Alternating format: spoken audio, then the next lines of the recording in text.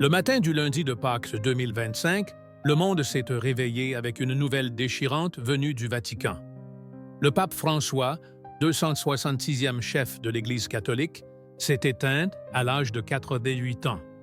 À peine 24 heures plus tôt, il apparaissait sur la place Saint-Pierre, en chaise roulante, bénissant des dizaines de milliers de fidèles réunis pour la messe de Pâques.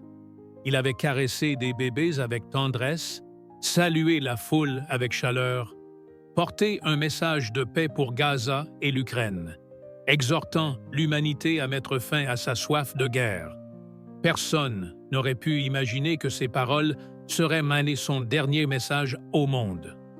Mais quelques heures de tout à plus tard, à 7h35 du matin, le Vatican annonçait que le pape s'était éteint dans ses appartements. À Rome, les rues se sont remplies de gens courant vers la place Saint-Pierre, certains en larmes, d'autres allumant des bougies et priant en silence. La mort de François n'a pas seulement ébranlé le monde catholique, elle a touché tous ceux qui avaient entendu ses appels universels à la compassion. Son humilité, son dévouement aux pauvres et aux marginalisés ont marqué à jamais des millions de cœurs au cours de ces 11 années de pontificat. George Mario Bergoglio, plus connu sous le nom de pape François, est passé d'une vie ordinaire à celle d'un des papes les plus marquants de l'histoire. Né en 1936 à Buenos Aires, dans une famille d'immigrants italiens fuyant le fascisme, il a eu une jeunesse hors du commun. Videur de boîtes de nuit, technicien chimiste, passionné de tango, rien ne laissait présager qu'il deviendrait prêtre, encore moins pape. Mais dans la vingtaine, il a ressenti l'appel de Dieu et a rejoint les Jésuites. Ce choix a transformé sa vie. En Argentine, il est devenu prêtre, puis archevêque. En 2013, à 76 ans, il est devenu le premier pape latino-américain, le premier jésuite et le premier non-européen depuis près de 1300 ans. Ce n'était que le début d'un parcours extraordinaire. En choisissant le nom de François, en hommage à Saint François d'Assise, il s'est engagé à protéger les pauvres, les exclus et la création. Son pontificat a été un pont entre l'Église et le monde moderne. François a apporté à la papauté une âme nouvelle. Il a rejeté le faste et le luxe. Au lieu des somptueux appartements pontificaux, il a choisi de vivre dans une simple maison d'hôtes au Vatican. Il a troqué la voiture papale pour une modeste Fiat. Il a lavé les pieds de prisonniers, embrassé des personnes handicapées, ouvert ses portes aux réfugiés. Avec son encyclique Laudato Si, il a fait de l'Église une voix majeure dans la lutte contre le changement climatique. Il a cherché à donner plus de place aux femmes dans l'Église et à renforcer le dialogue entre les religions. Sous son impulsion, l'Église catholique est devenue plus qu'une institution religieuse, une voix mondiale pour les droits humains, la justice sociale et la défense de l'environnement. François était toujours là où les gens souffraient. Dans les quartiers pauvres de Rome, les camps de réfugiés, les zones de guerre, son sourire chaleureux et sa présence sincère redonnaient espoir. Un jour, dans un camp de réfugiés, il a dit « Vous êtes, comme nous, des enfants de Dieu ». Ces mots incarnaient sa philosophie. Chaque être humain a une dignité égale. Sa dernière apparition, le dimanche de Pâques, était l'incarnation de son esprit. Malgré une pneumonie qui le fragilisait depuis février et un poumon partiellement retiré dans sa jeunesse en Argentine, il rayonnait d'une force intérieure. En chaise roulante, il parcourait la place Saint-Pierre, s'arrêtant pour bénir des bébés tendus par leurs parents.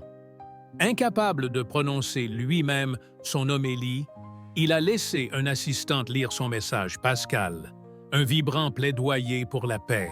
Il a évoqué les conflits à Gaza et en Ukraine, appelé à la liberté religieuse, à la liberté de pensée et d'expression. Il a supplié pour que l'on aide les millions d'affamés à travers le monde. La guerre, a-t-il dit, est toujours une défaite pour l'humanité. Ces mots étaient mis comme un résumé de sa vie.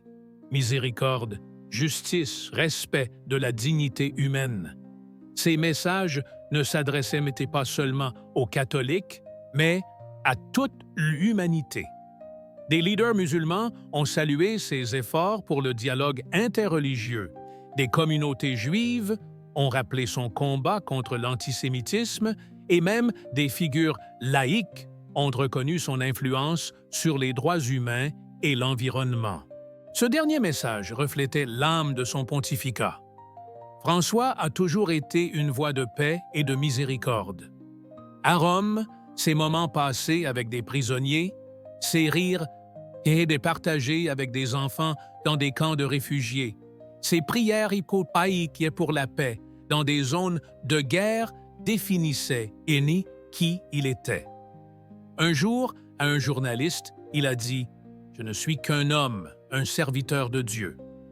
Cette humilité était sa plus grande force. Les gens admiraient sa sincérité. Quand un enfant lui a demandé « Pourquoi Dieu permet-il la souffrance ?»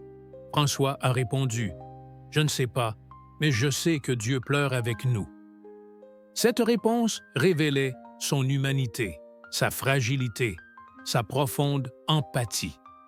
François n'était pas seulement un leader religieux, il était un ami, un guide qui touchait les cœurs. Son approche a transformé l'Église en une communauté vivante, loin de l'image d'une institution froide. Les gens, en lui parlant, avaient l'impression de discuter avec un membre de leur famille. Dans une rue de Rome, en tenant la main d'un enfant ou en serrant une mère dans ses bras dans un camp de réfugiés, François incarnait l'amour de Dieu de manière tangible. Son pontificat a transformé l'Église catholique. Sous sa direction, l'Église est devenue plus sensible aux problèmes du monde moderne. Il a appelé à la transparence face aux scandales d'abus sexuels, ouvert les portes aux réfugiés, lancé un mouvement mondial contre la crise climatique. Il a osé ouvrir le débat sur le rôle des femmes dans l'Église, un geste audacieux dans l'histoire de l'institution. Mais surtout, François a rapproché l'Église des gens. Son sourire, sa chaleur, sa sincérité ont uni les cœurs. Dans une rue de Rome, en tenant la main d'un enfant ou en serrant une mère dans ses bras dans un camp de réfugiés, François incarnait l'amour de Dieu de manière tangible. Son leadership a transformé l'Église en une communauté vivante, plus qu'une simple institution. Un jour, il a dit « L'Église n'est pas un musée, c'est un jardin vivant ». François a arrosé ce jardin, y a planté des graines d'amour, de miséricorde et de justice. La mort de François a déclenché les traditions séculaires du Vatican. Normalement, lorsqu'un pape décède, le camerlingue appelle son nom de baptême 3 fois. Sans réponse, il déclare officiellement sa mort. L'anneau du pécheur, symbole de l'autorité papale, est détruit. Le corps est embaumé dans les 24 heures et exposé sur un catafalque dans la basilique Saint-Pierre pour que les fidèles puissent lui rendre hommage. Traditionnellement, le papé est inhumé dans 3 cercueils, un en cyprès, un en plomb, un en chêne, chacun représentant une facette de la charge pontificale. Mais François, fidèle à sa simplicité, a tout changé. Avant sa mort, il avait demandé une cérémonie et une inhumation plus sorse. Exit les 3 cercueils, il reposera dans un simple cercueil en bois doublé de zinc. Il a refusé d'être exposé sur un catafalque. Son cercueil restera ouvert pour permettre aux fidèles de lui rendre hommage. Et, décision la plus marquante, François sera le premier pape depuis plus d'1 siècle à ne pas être enterré dans les grottes du Vatican. Il reposera dans la basilique Sainte-Marie-Majeure à Rome. Ce choix reflète sa dévotion à la Vierge Marie et son désir de rester proche du peuple romain, même dans la mort. Située au cœur de la ville, cette basilique est accessible à tous, un symbole de l'Église ouverte qu'il a toujours défendu. Ce choix montre, même dans la mort, son désir de rester parmi le peuple. Sa décision d'être inhumé à Sainte-Marie-Majeure reflète non seulement son amour pour la Vierge, mais aussi son souhait de rester lié aux gens ordinaires de Rome. Contrairement aux murs imposants du Vatican, cette basilique se trouve au cœur de la ville, accessible à tous. François a passé sa vie à rapprocher l'Église du peuple. Dans la mort, il poursuit cette mission. La mort de François a résonné à travers le monde.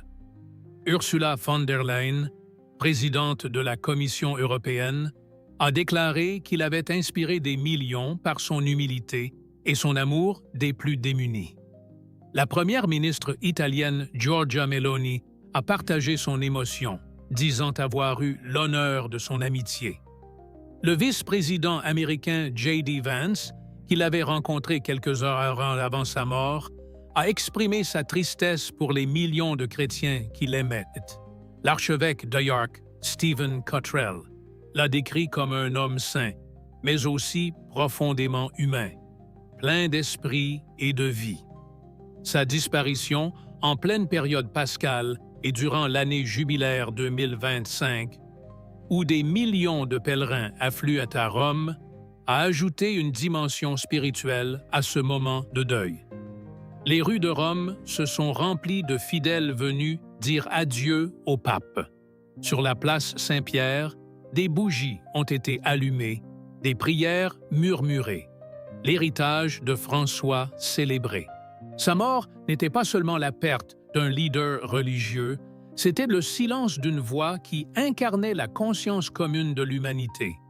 Son pontificat a transformé l'Église catholique. Sous sa direction, l'Église est devenue plus sensible aux problèmes du monde moderne. Il a appelé à la transparence face aux scandales d'abus sexuels, ouvert les portes aux réfugiés, lancé un mouvement mondial contre la crise climatique.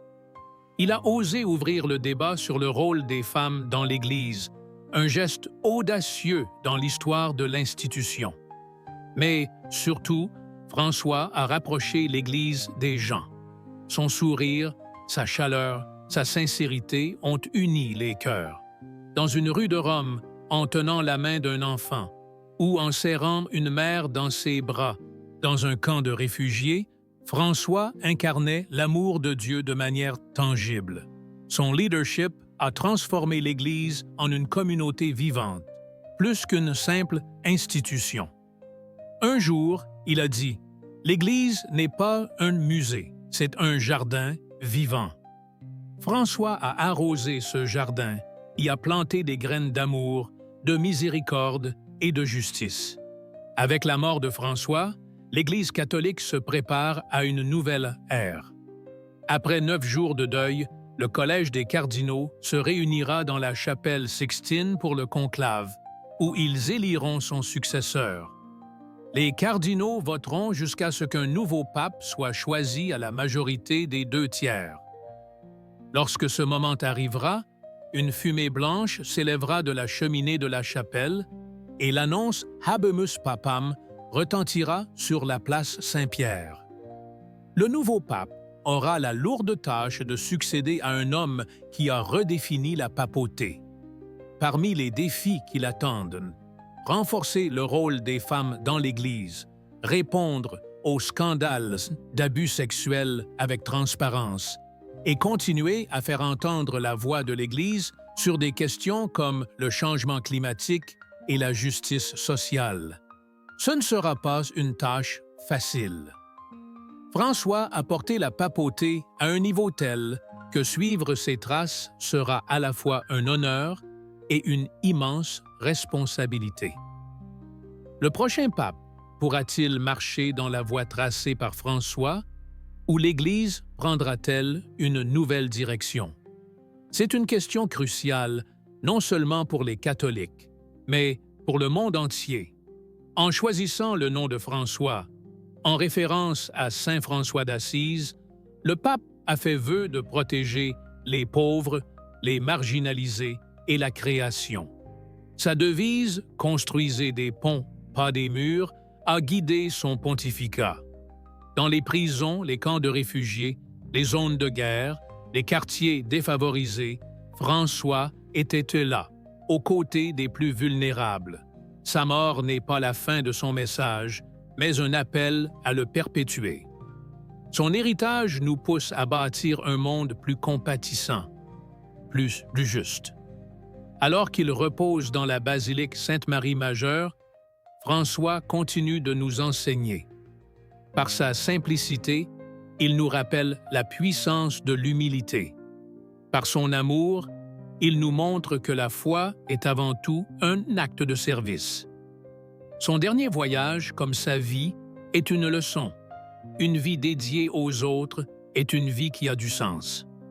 La mort de François semble marquer la fin d'une ère, mais son héritage perdurera. Ses paroles, ses actions, son sourire résonneront dans le cœur de millions de personnes. Dans les rues de Rome, sur la place Saint-Pierre, dans le monde entier, les gens se souviennent de François. Même dans son simple cercueil, il continue de nous parler. L'amour triomphe toujours.